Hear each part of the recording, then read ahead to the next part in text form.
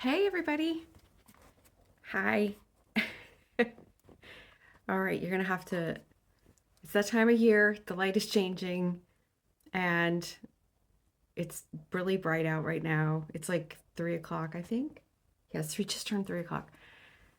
And so I'm gonna have the reflections in my glasses.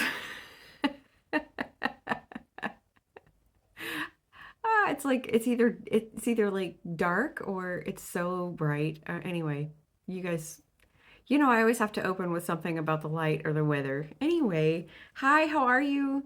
I thought that I would pop on. I have like 30 minutes, so I thought I would pop on and just do a quick video because I haven't done anything. I did do a video last weekend. I did do a video last weekend, but I kept flubbing it and messing up, and I finally just got so frustrated and it was so long that I deleted it. So here I am. Here I am trying again. We'll see. We'll see. I think just, last week when I was doing the video, what I was doing was trying to tell you about everything that I have read so far this year, which isn't much, honestly. I mean, I think I've read maybe 4 or 5 books this year, and we're going into the second week of March next week, right? That's insane. But it is what it is. So I just was so trying so hard to like remember details and talk about these books, and I what did I say this? Why do I want to say that? Oh, I don't know what I'm doing. Blah blah. So I just thought let's just start where we are and move forward, and we'll just move forward. Really, I think I've read some great books this year so far. I told you about They, which was not one of the great books that I read. It was fine. It was fine. It's positioned as a novella. It's 107 pages. It was originally published in 1977 by the writer K. Dick, and it was apparently pretty controversial. Like it was very not well reviewed, not well received. It was a big departure, is my understanding, from her usual fare. I'm not familiar with her as a writer, so I can't speak to that. But she was very upset because she really was proud of it, and it never, it didn't go back. Never went through anything but its first printing in her lifetime, and then it was reprinted in I think 2016 or 2017. And I, this is a tough one because having read it and I can understand where some of the criticism comes from. I don't it wasn't bad by any stretch of the imagination, but it's really a series of vignettes that are about a single narrator who is unnamed. We don't know a gender, we don't know a name, and who is affected by uh, what seems to be roaming bands of citizens who are trying to end communication. They want to end love, connection, communication, and any kind of form of expression. So, any kind of artistic expression. And so, artists, this is all in the UK. It's only in the UK, as far as I can tell.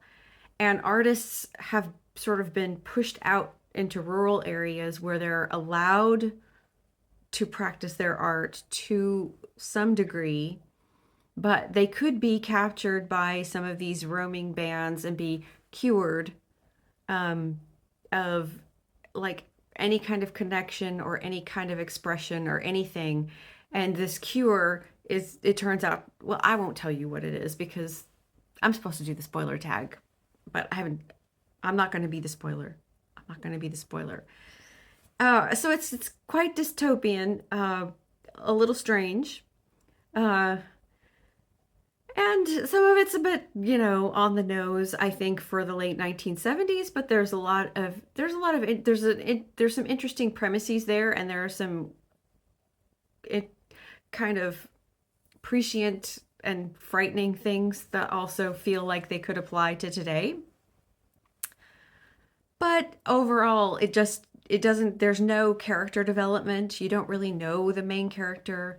There's no real movement. It almost feels like you're moving around in time with these different anecdotes that the narrator is sharing, and so it's just very difficult to connect, and it just feels sort of amorphous in a way. So more like reading, I would not necessarily prose poetry, but they're just vignettes. They're not even really stories. It was fine. It was just fine. I would I wouldn't necessarily not recommend it. It'd be a great quick read for Shorty September. So they by K Dick. I have it. I have the book. I don't have to put the thing up. Oh well, where is it? Oh, hang on. Oh, it's right here. I have it. This looks like this. Looks like this. See, this is how the last video went, so I wouldn't be surprised if this one ends up getting deleted as well.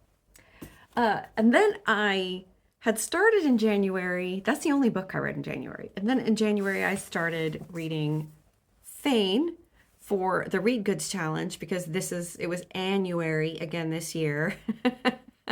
So either the title or the author named Anne. And so this is Anne Marie MacDonald. This was really fantastic, and I'm not even going to go into it because in the last video that I deleted, I talked about this for like 30 minutes, and that's too long. If you want me to do a video on this, I may do it, but just suffice it to say, this was really fantastic. I can see this ending up on my best of list. I really thoroughly enjoyed it. It's quite a long book. It's about 730 pages, but it reads like a much shorter book if that's like a concern for you at all. The characters, the character development, just it's so really wonderful. It's about a young girl who is growing up on an estate, Fayne, that is on the border of Scotland and England, and she's quite precocious. And yeah, again with the spoilers, this is one of those books where I feel like if I tell you anything about it, you will it could give some things away that you want to discover as you read the book. And I wanted to say that even I think the back flap that I have is okay, but I have seen some descriptions of this book, like maybe on Goodreads, where I feel like it kind of gives some of the premise of the book away, and I just don't want to do that. But the atmosphere, the wit, the character development, just the plotting, it's just really super fantastic, and I can't wait to read other works by Anne Marie MacDonald. I know this got high praise from Eric Carl Anderson and also from Jess at Stalking Kafka. And I know that also that Anne Marie MacDonald, I believe, is one of Jess's favorite authors. So highly, highly recommend that one. Let's see. I read Olga Dies Dreaming by Xochitl Gonzalez. I believe that is how you pronounce it. I looked it up, and I think I can get through it. And I read that as part of Mariana at Books and Bocadillos is doing a year-long read-along, a book a month of Latina authors. And this was my first introduction to this author. And I have to say, the book was fine. It worked better for some people than it worked for me. My main problem with it was that it did have a really compelling story idea, and it had a compelling main character, but it was a multi-point of view book. It lost a lot of momentum for me with a lot of info dumping about Puerto Rico and Puerto Rican independence, which was all fascinating, and it was very central to the book, but it was not really very well worked into the narrative or into the characters' lives, so that, you'd have a character giving a speech for 5 or 6 pages, or, you'd have a flashback that wasn't in scenes but was just information dumping about a place or a person. And it just, for me, really hindered the experience overall. You know, some people don't mind it. It just, for me, I'm there for the story, and I like to see more of that kind of information actually worked into the narrative. So, it is what it is.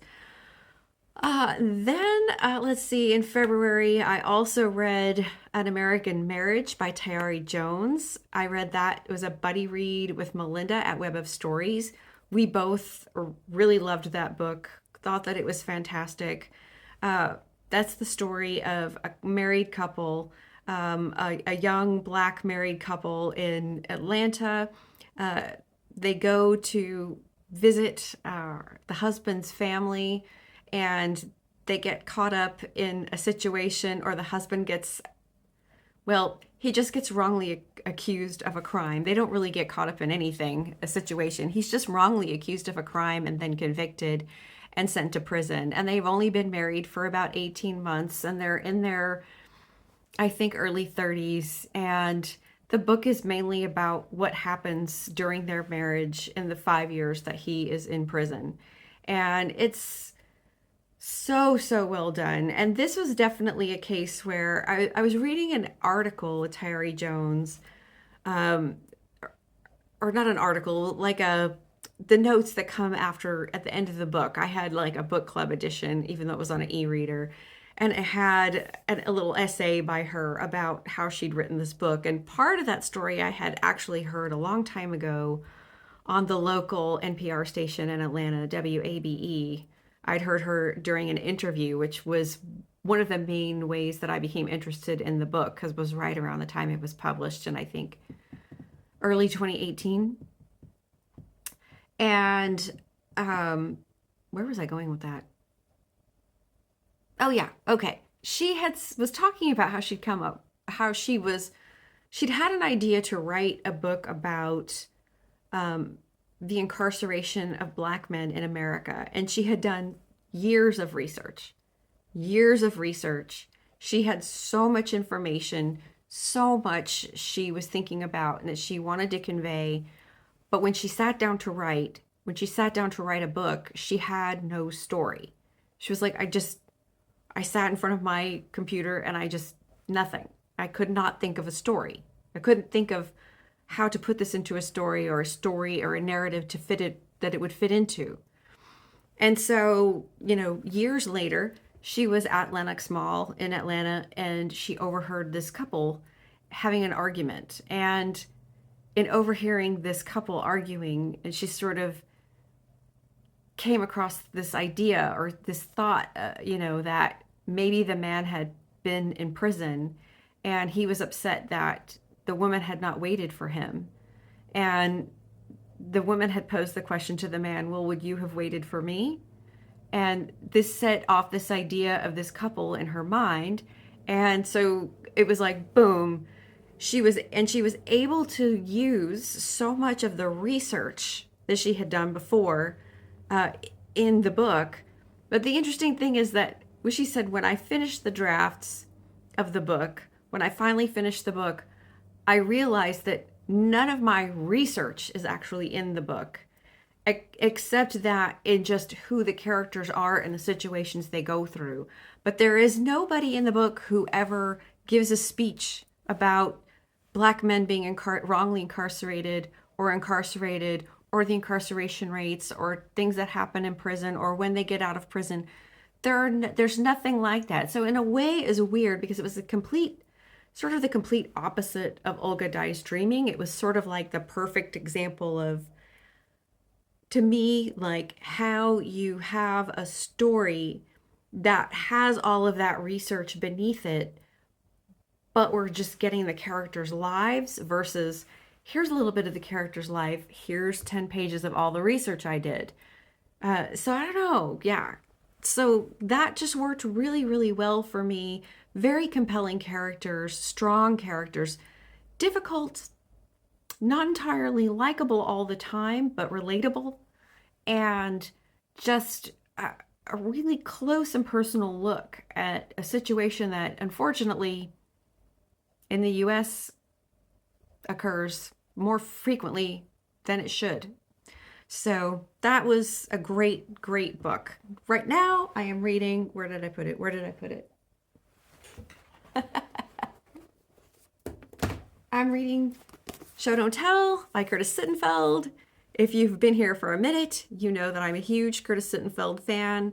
I think there's only one book left of Curtis Sittenfeld's that I have not read.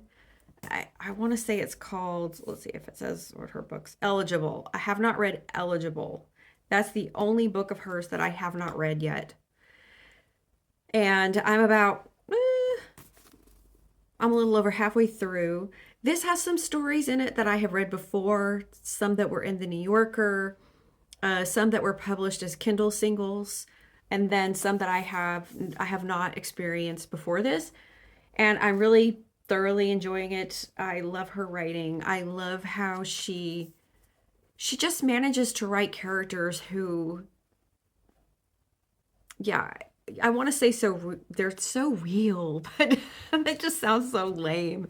But they just are. Their realness is sometimes cringy and sometimes embarrassing and sometimes but really always relatable and sometimes not likable.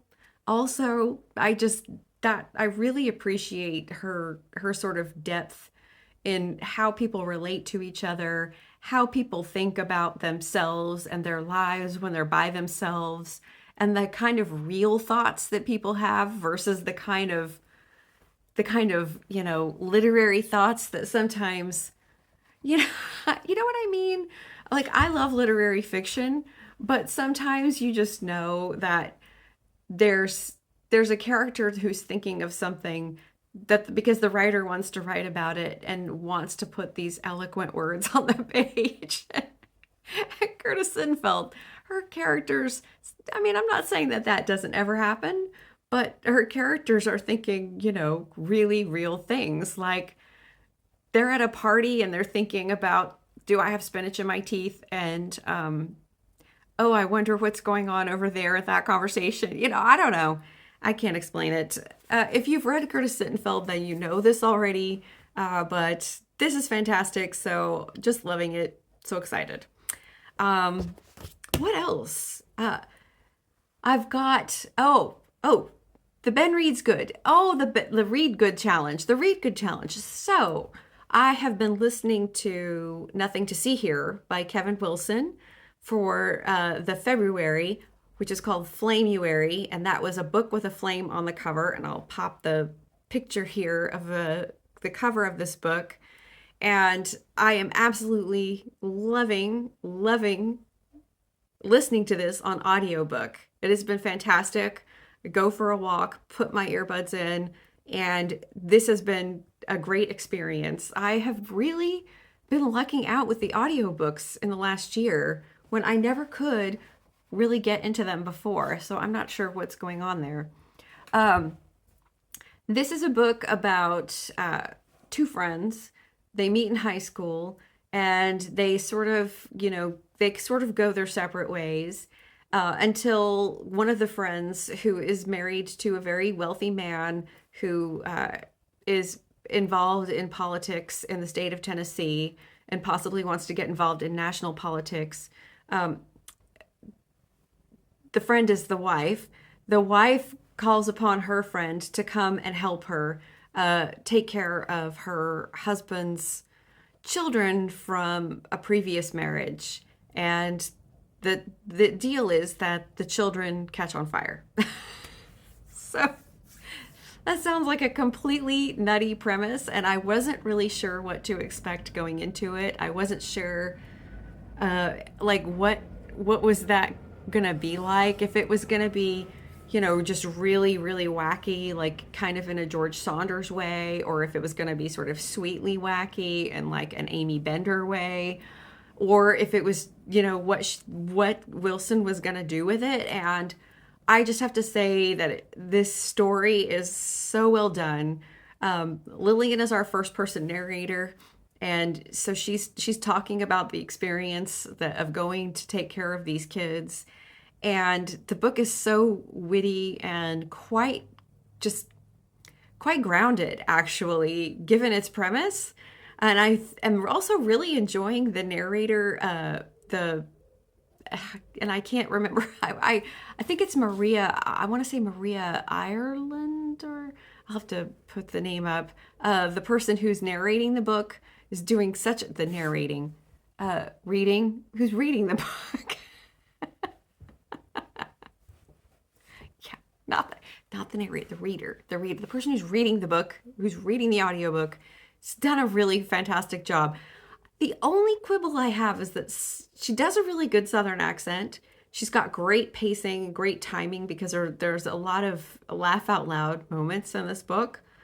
But she does a really good Southern accent, but I don't think that the main character is actually supposed to be Southern, and but she tends to speak with a Southern accent. So that's such a like small quibble. It's totally fine. It doesn't ruin the experience of the book in any way, shape, or form.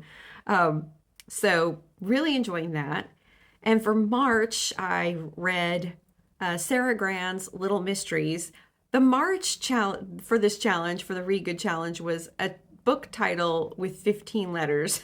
That's not easy. That's not easy to find. But I finally found 2 books.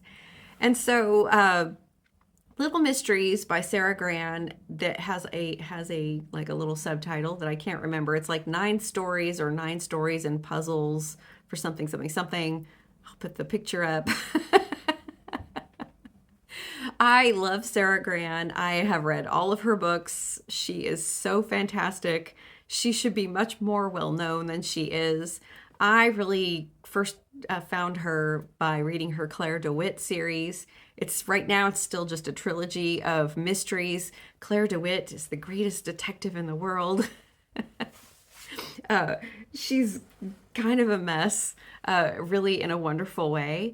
And she goes about being a detective more in like a philosophical kind of psychological and more like in a philosophical and spiritual way than she does, like, sort of like hardcore detective work. So like, she might consult the I Ching, or she may do some mushrooms and just see what she comes off with. But it's just a great series. I won't go into the whole thing because I could talk about it for hours. But Little Mysteries has some Claire DeWitt stories in it. It has a story about Claire's assistant, Claude. And then it also features a sort of the story within a story that also happens in the Claire DeWitt books, which is Cynthia Silverton, Girl Detective, who's sort of loosely based on Nancy Drew. And it's just, yeah, it's completely enjoyable. I loved it. It also has one story that's sort of more like, doesn't feature any of those characters, but is kind of feels like it's based on a Golden Age mystery, which I thoroughly enjoyed. So that was great. So I'm in the first week of March, and I've already got my read done. And that also counts for March Mystery Madness, although I don't know what the prompts are this year, so I don't know if it fits any of the prompts. But I have another book. I found another book that has 15 letters in the title, and that's The Three Dahlias. I can't remember the author's name. I'll pop it up here, and I may try to listen to that as well. So that would also cover for the Read Good. So I'd get 2 in for the Read Good and for March Mystery Madness, because it is also a mystery. I learned about that book through Katie Lumsden, and her channel, and she gave it a great review, so I think it'll be fun maybe to listen to, although I also have an ebook copy. I feel like I'm talking like 15 miles a minute. Let's see, what else? I went on a book haul. So I've got some other books to read this month. So let's see, I'll tell you about what I picked up. I bought Ghost Mountain by Ronan Hessian. Cover your eyes and ears, Angela. I'm Angelia. Sorry. Angelia hated this book. I picked this up because I am probably going to be buddy reading this with Sara from Roadworthy and Roz from Scallydandling about the books. Sorry, Roz. later in the spring, like maybe April, May timeframe. So this cover is absolutely gorgeous, just gorgeous. So Leonard and Hungry Paul, which is from everything I hear, absolutely nothing like this book, was one of my favorite books of 2024. So I'm excited to see what else Ronan Hessian actually has up his sleeve, and what's in store here. Uh, yeah, and if nothing else, then I can just look at this beautiful cover. Let's see. And then I also bought The Dream Hotel. Oh, bookmark. I haven't started reading it. They give you bookmarks, the bookstore. The Dream Hotel by Laila Lalami. This I had put on my to-read list, like back when the, what's new in 2025 was coming out. Sorry, I have to move my cursor around. So it's my computer. Keep my computer awake. But this was just nominated for the Women's Prize. So I'm extra excited to break into this one. This may be my next physical read, but it's going to be hard to pick because I'm really excited to read all of these books that I bought. And you'll notice I bought physical books. I went to the bookstore and I bought physical books, not ebooks. So I think that I'm going to go down this road for a while and see how it goes. So yeah, The Dream Hotel. I won't go into what it's about because you can either look it up, or I know other people are talking about this because the Women's Prize coverage is starting. So I just think this is going to be fantastic. I hope, knock on wood. Let's see. And then I heard an interview with this author, Alison Espach, The Wedding People. And I heard the interview this summer on a podcast called The Shit No One Tells You About Writing. And I've just enjoyed listening to her talk about the book so much that I thought that I would pick it up because I liked the premise of it. And I think it is about a woman who goes to like a great she goes to a grand beachside hotel wearing her best dress and her least comfortable shoes, and immediately she's mistaken for one of the wedding people, but she's actually the only guest at this resort or this hotel who is not there for the big event. And I think that what it is that she actually is. Oh, see, I don't know. Is it a spoiler? Is it a spoiler? She's not a member of the wedding party. She's the only guest who's there. She has a reason why she is at the hotel. And then she falls in, obviously, with the wedding people. And this is the story of how that changes her and also, I would assume, some of the people who are at the wedding. I'm so scared of spoilers now. But it's true, you never know. And I know more about the book that I'm not telling you because I heard the interview. And they did talk about certain things without making it too spoilery in the interview. But yeah, so there it is, The Wedding People. That's the other one. And the last one is, this is the one I'm probably the most excited about. Well, I don't know. I'm pretty excited about all of them. I have not read any of this author's work, but I got Antidote by Karen Russell. The Antidote by Karen Russell. This was also nominated for the Women's Prize. Yeah.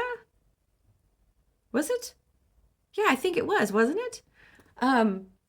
So I've not read anything by this author, even though I've had her books on my TBR for quite some time. But I could never decide. She seemed a little bit quirky in ways that might irritate me. I can do some quirk. I can be down with some quirk, or if it's giving quirk, whatever the kids say. I don't know. But I can get with some quirkiness, but sometimes if it goes too far, I can't do it. That's like sometimes George Saunders and I just have to agree to disagree. But this just sounded so fantastic. And it's set during the Depression, during the famous Black Sunday dust storm of 1935. And yeah, it says the antidote is bookended by two real weather events that happen within months of each other in western Nebraska. The Black Sunday dust storm of 1935 and the flooding of the Republican River, which received 24 inches of rain within 24 hours. I'm just very excited to. I love that time period. I love books about that time period. So I just am. When I read about this, same as I read about the Dream Hotel, this went onto my list immediately for books that I wanted to read in 2025. So very excited about that. And let's see what else. What else? Oh, I wanted to tell you. I wanted to show you. And then we'll talk about People April. That's the only thing I think I'm going to do in April, other than reading Madame Bovary. But I'm not sure if that's happening in April. I think that's happening in April. With Melinda, Web of Stories. I started my book journal. So, and I wanted to show you my book journal. Oh yeah, I'm doing the whole thing. I'm doing the stickers. So you can see I've got like my 2025 plans. And you can see like I've got like I've got my Read Good Challenge books in here. And then I've got spots for like what I actually end up reading. And then I've got like, I've made a little year-end page already with some pine boughs on it. Made it look kind of holiday-ish. And then I've got, on some pages I've just done the tape, the little washi tape.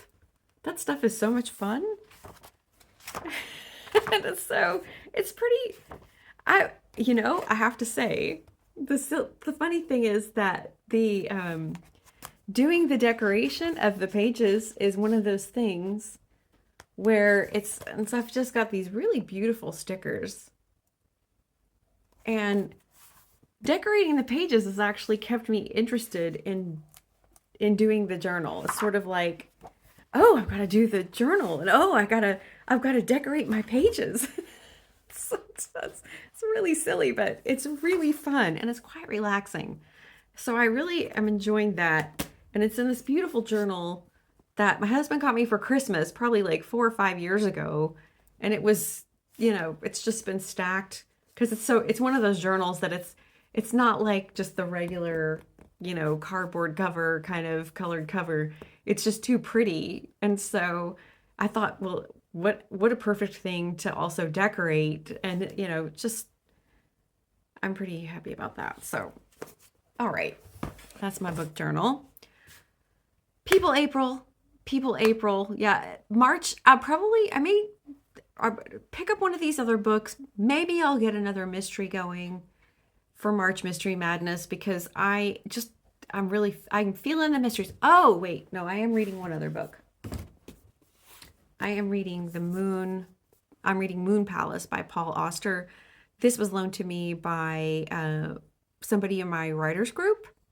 And his favorite author is Paul Auster, and this is his favorite Paul Auster novel, and I am really enjoying this so far. I'm not super far into it. I'm about 70 pages in, and thoroughly enjoying this as well. So I'll report back on this one. I will report back on this one, but I've stopped reading this for a minute to read the Curtis Sittenfeld. So that's how that goes. People April. People April. I have 3 contenders for People April. I've only got one of them with me physically, and that is this bio of Larry McMurtry, which I have been trying to read. And I'm actually, you can see I marked it with the book flat there. I'm that much into it. And then, I don't know. Oh, I had looked something up about one of his books, and that's why the little flag is back here. I had looked something up about Terms of Endearment when I did my buddy read with Randy on that last year. But I really want to get into this. The other two books that I have that I would like to read for people April, or would be contenders for people April. One is The Lady from the Black Lagoon, which is about, and I'll put the thing up here, which is about the woman who did, I believe, like all the makeup and like set dress sets for Creature from the Black Lagoon. It just sounds like such a fascinating read, and I've had it on my Kindle for a good long while, and the author of that book has a new book that's coming out that also looks really good, and I'll have to look that up and see what it is. Because, I'm so prepared and so thoroughly organized that I can share all of this with you. And then the third book is Gertrude and Alice by Janet Malcolm. I think that's the name of it. And it's about Gertrude Stein and Alice B. Toklas. And I have had that one on my list as for contenders for people April for the last 2 years, and just never have gotten to it. I think I also had it on my list for Shorty September. I've kept trying to get it in there. So I probably will make that a priority. It's not too long, so I think I can read that, even if I decide maybe to read one of these other books as well. And then in April, I'm also going to be buddy reading or rereading An American Wife by Curtis Sittenfeld with Sonya from An Enthusiastic Reader. So I'm super excited about that. Just love buddy reading with Sonya, and we have very similar tastes in books and very similar, just views about, especially about Curtis Sittenfeld. I think we have like a lot of parallel, but it'll be fun to dive into that and really have a juicy conversation about it. So I'm looking forward to it. That's me. That's my thing. That's what's going on. So like I said, I guess what we'll do is we'll just move forward. I see that my sparkly lights have come on over my head and are probably flashing and giving some people migraines or God only knows. So I'm trying to block it out trying to block it out with my head. Like the big dork that I am. Let me know about what you think about any of the books that I've mentioned. Do you want to read any of those? Do any of those strike your fancy? Are you excited about the women's prize list? I have to say, I find the list very compelling this year, and I have not found it that compelling in a good long while. And even like the last time I found it really compelling, I think was 2018. And it still ended up being quite disappointing on some levels. So I think I'm actually gonna be trying to follow the coverage this year of people who are actually trying to read the long list.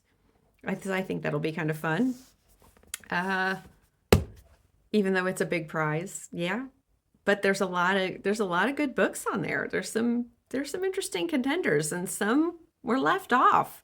And I gotta say, I have to agree. If you watched Eric Carl Anderson's announcement about the long list, and Tell Me Everything by Elizabeth Strout actually made the long list this year, I have to kind of agree that I was surprised that it was on the long list for a couple of reasons. I don't think it's her strongest book by far, even though I liked it. But also, it is one of those books where if you have not read any of the other books, it's not going to make sense. And so people who are coming to the long list and who haven't read any Strout, I think picking that one up, I mean, it might be fine, but it definitely, you won't get as much out of it as if you have read like the other Lucy Barton books or even the Olive Kittredge books. So,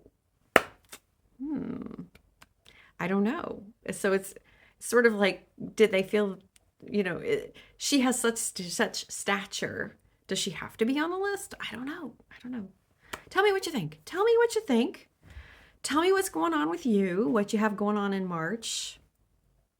Just tell me all the things. And I will try not to stay away. I'm not staying away on purpose. It's just, life is lifing, right? And I know that's true for a lot of us these days. Anyway, I missed you guys. Good to see you. I hope that you have a wonderful weekend, and I will talk to you again hopefully soon. Bye.